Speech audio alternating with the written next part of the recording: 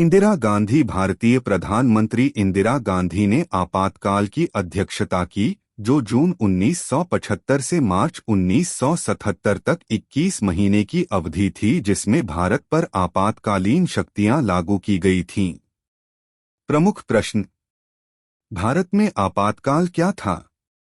भारत में आपातकाल क्यों लगाया गया था? आपातकाल के दौरान क्या हुआ?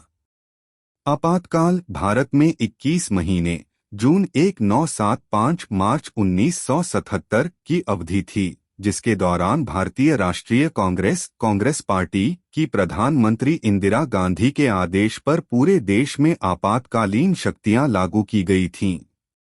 नागरिक स्वतंत्रता में कटौती, गांधी के राजनीतिक विरोधियों की गिरफ्तारी और प्रेस पर सेंसरशिप के कारण आपातकाल की व्यापक रूप से निंदा की गई है। संवैधानिक प्रावधान। भारत में आपातकालीन काल 26 अक्टूबर से 21 नवंबर 1962 चीन के साथ भारत के युद्ध के दौरान बाहरी आक्रमण के आधार पर लगाया गया। दिसंबर के 3 से 17 1971 भारत और पाकिस्तान के बीच युद्ध के दौरान बाहरी आक्रमण के आधार पर इसे लागू किया गया।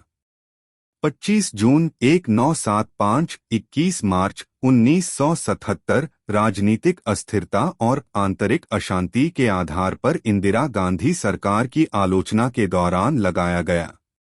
भारत का संविधान राष्ट्रपति को प्रधानमंत्री और मंत्रिमंडल की सलाह पर आपातकाल की घोषणा करने की अनुमति देता है। आपातकालीन शक्तियों का प्रयोग 3 बार किया गया है, पहले 2 बार युद्ध के दौरान, लेकिन केवल तीसरे अवसर को आपातकाल कहा जाता है। 1978 तक संविधान में निर्दिष्ट किया गया था कि आपातकालीन शक्तियां बाहरी आक्रमण या आंतरिक अशांति के मामलों में लागू की जा सकती हैं।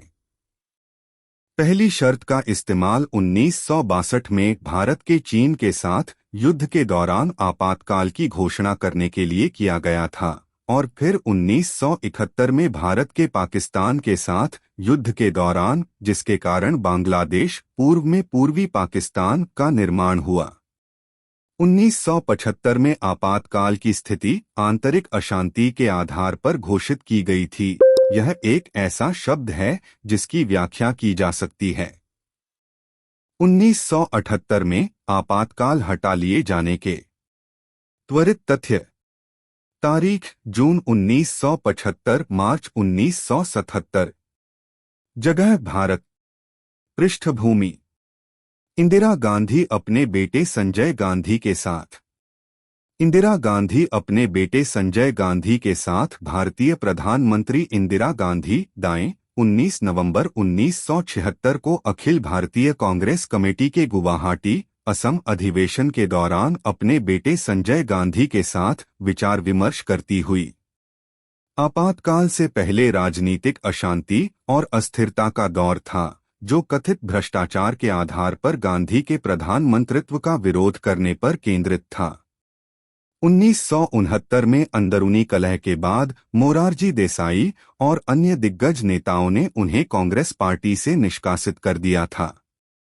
2 गुट बन गए, कांग्रेस ओ, जिसका नेतृत्व देसाई और पुराने गार्ड कर रहे थे, और कांग्रेस आर, जिसका नेतृत्व गांधी कर रहे थे। 1970 के दशक की शुरुआत में समाजवादी नेताओं जयप्रकाश नारायण और जॉर्ज फर्नांडीस ने गांधी और उनकी सरकार के खिलाफ हड़ताल और विरोध प्रदर्शन आयोजित किए। नारायण ने गुजरात और बिहार राज्यों में मौजूदा छात्र आंदोलन को गांधी के शासन के खिलाफ आंदोलन में बदल दिया। जेपी आंदोलन के रूप में जाना जाता है। नारायण को जेपी के नाम से लोकप्रिय रूप से जाना जाता था। मई 1974 में फर्नांडिस ने रेलवे कर्मचारियों की हड़ताल आयोजित की, जिसने देश के रेल नेटवर्क को 3 सप्ताह तक ठप कर दिया। नारायण, जो प्रदर्शनकारियों की भीड़ पर पुलिस के हमले में घायल हो गए थे, ने रैलियों को संबोधित किया और नारा लगाया, सिंहासन खाली करो कि जनता आती है, सिंहासन खाली करो क्योंकि जनता आ रही है। जून 1975 में इलाहाबाद अब प्रयागराज के उच्च न्यायालय ने राजनीतिक नेता राज नारायण द्वारा दायर चुनावी धोखाधड़ी के मामले में गांधी के खिलाफ फैसला सुनाया, जिन्हें गांधी ने 1971 के आम चुनाव में हराया था। न्यायालय ने उत्तर प्रदेश के रायबरेली निर्वाचन क्षेत्र में गांधी की चुनावी जीत को रद्द कर दिया और उन्हें 6 साल तक राजनीति से बाहर रहने का आदेश दिया। गांधी ने इस फैसले के खिलाफ सुप्रीम कोर्ट में अपील की, लेकिन उन्हें संतोषजनक जवाब नहीं मिला। उन्हें प्रधानमंत्री के रूप में काम करने की अनुमति दी जाएगी, लेकिन संसद सदस्य के रूप में उन्हें मिलने वाले विशेषाधिकार बंद कर दिए जाएंगे और उन्हें वोट देने की अनुमति नहीं दी जाएगी। उनके इस्तीफे की मांग तेज और लगातार होने लगी। आपातकालीन घोषणा। 28 जून 1975 भारतीय समाचार पत्रों की प्रतिक्रिया। टाइम्स ऑफ इंडिया ने लोकतंत्र के लिए एक श्रद्धांजलि प्रकाशित की, इंडियन एक्सप्रेस ने एक खाली संपादकीय छापा और फाइनेंशियल एक्सप्रेस ने रवींद्रनाथ टैगोर की कविता जहां मन भय रहित है को छापा। 25 जून 1975 को राष्ट्रपति फखरुद्दीन अली अहमद ने गांधी की सलाह पर पूरे देश में आपातकाल की घोषणा कर दी।